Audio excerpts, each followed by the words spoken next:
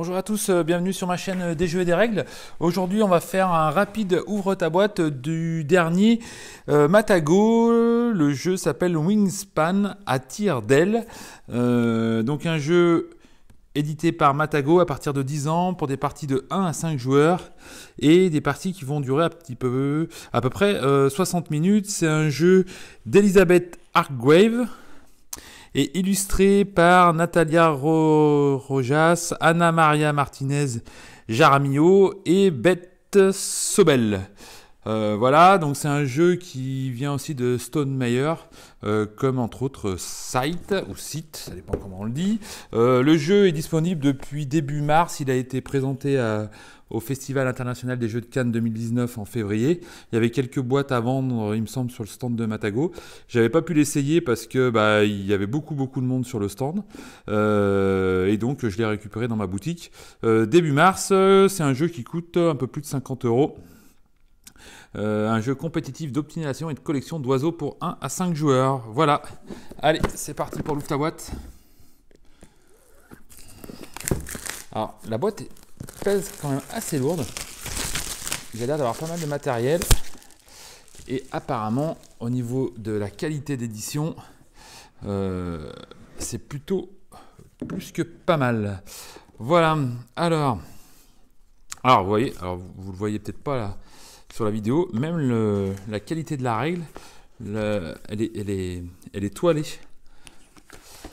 Alors, qu'est-ce qu'on voit sur cette aide? Donc, une aide de jeu, un appendice avec quelques objets, cartes bonus. On n'a toujours pas le pouvoir des oiseaux, le pouvoir des oiseaux, le pouvoir des oiseaux.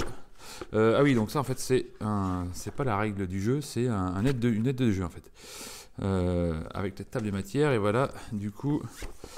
la règle du jeu pour jouer en solo, donc en mode automa.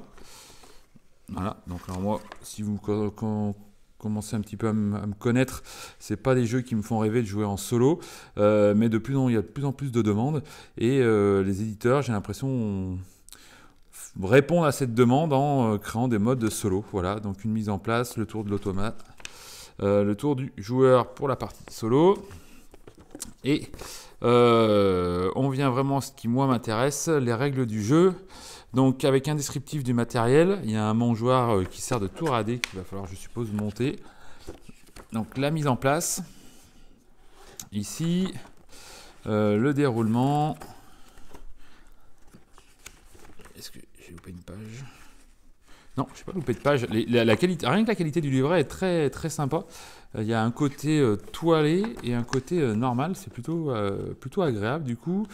Voilà, pondre des œufs. Donc voilà, il y a fin de manche. Il y a une dizaine de pages de règles, sachant que c'est quand même relativement aéré. Ça devrait être plutôt facile à jouer. Alors, on commence par quoi? Alors oui, il y a pas mal de matériel. Alors on va ouvrir un paquet de cartes.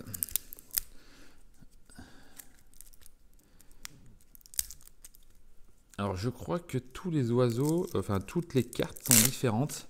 Il faudrait que je vérifie, mais je crois qu'il n'y a pas une seule carte identique. Donc voilà, pareil, les cartes sont toilées. Voilà, donc après, on aime ou pas les oiseaux.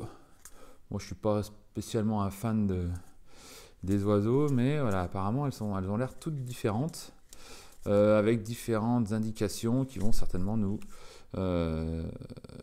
être utiles pendant la phase de jeu. Voilà, donc ouais, j'en ai pas vu de pareil. Voilà, donc il y a un premier paquet, un deuxième paquet, on va pas tous les ouvrir, encore un paquet avec ici, peut-être pour ceux que ça intéresse, je vais quand même montrer ou une aide de jeu ou le système pour le mode solo.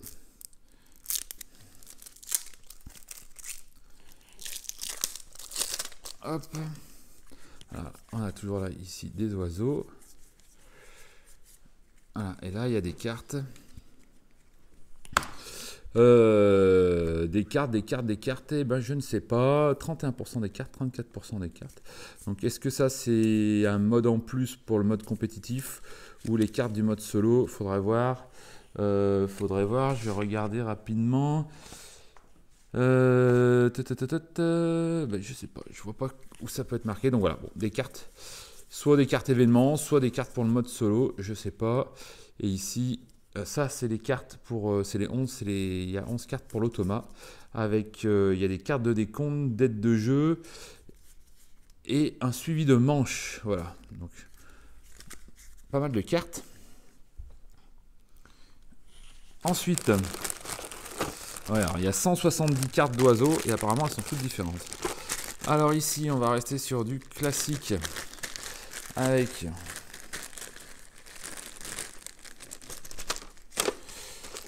un, 2, 3, 4, 5. On a dit qu'on pouvait jouer à 5 joueurs, donc on retrouve les petits cubes pour les 5 joueurs, donc ça, rien d'exceptionnel. On va retrouver les dés. Décidément, hop, voilà, des dés avec du poisson, du serpent, des souris, du blé, voilà. On verra à quoi ça sert quand on aura lu les règles. Alors ici, alors c'est pas des bonbons, c'est bientôt Pâques. C'est pas en chocolat, mais c'est des œufs. C'est ça qui doit peser un peu lourd parce que on dirait vraiment des bonbons. Voilà, je sais pas si vous verrez bien à la caméra. Donc il y en a plusieurs couleurs. Je sais pas si la couleur des œufs aura son importance, mais voilà, il y en a pas mal. Ils se sont fait plaisir pour l'édition, c'est ce que je vous disais. Hein. Voilà, 1, 2, 3, 4, 5 couleurs. Est-ce que c'est une couleur par joueur? Je sais pas, ça correspond pas aux couleurs des petits cubes en bois, ou alors c'est parce qu'ils se sont fait plaisir et qu'ils ont mis plusieurs couleurs, on verra. Ça, si je regarde, 75 œufs miniatures, ils détaillent pas les couleurs, donc c'est certainement juste pour se faire plaisir qu'ils ont mis plusieurs couleurs d'œufs. Alors, on retrouve des sachets, on retrouve des petites boîtes de rangement, ça c'est plutôt sympa.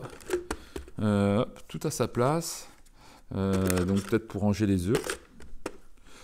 Un carnet de score, donc on va pouvoir scorer avec les oiseaux, les cartes bonus, les objectifs de manche, les œufs, les nourritures stockées et les cartes découvertes. Voilà, donc ici un petit plateau manche pour compter les manches, les majorités. Donc qu'est-ce qu'il y a? 2 modes de jeu. Ouais, j'en sais rien. Alors, ici on a... Alors j'allais dire que c'était un livre, mais non, ça doit être... Voilà, c'est le plateau de jeu. Alors déjà,